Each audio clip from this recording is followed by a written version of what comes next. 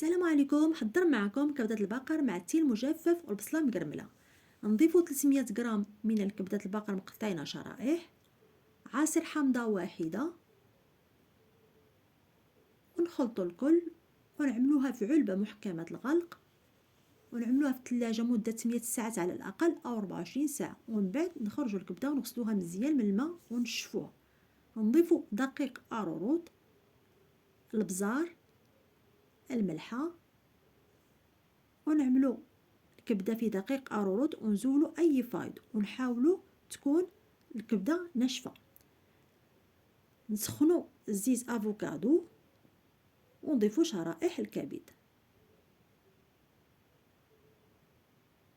ونقلبوا الجهه الاخرى ونحتفظوا بها جانبا.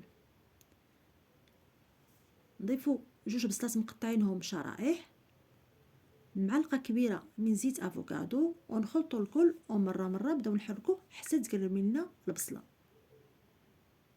ومن بعد ما تقرب لنا البصله نضيفوا 200 غرام من الفطر مقطعينه شرائح، معلقه كبيره من زيت افوكادو، ونخلطوا الكل ونخليه حتى الفطر يولي اللون ديالو بني.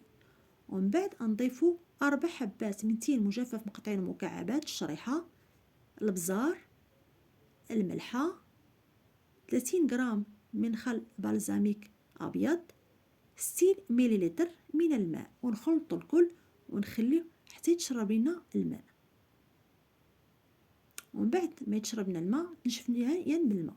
نضيفوا 10 ورقات السلميه طازجه مفرومه، ونخلطوا الكل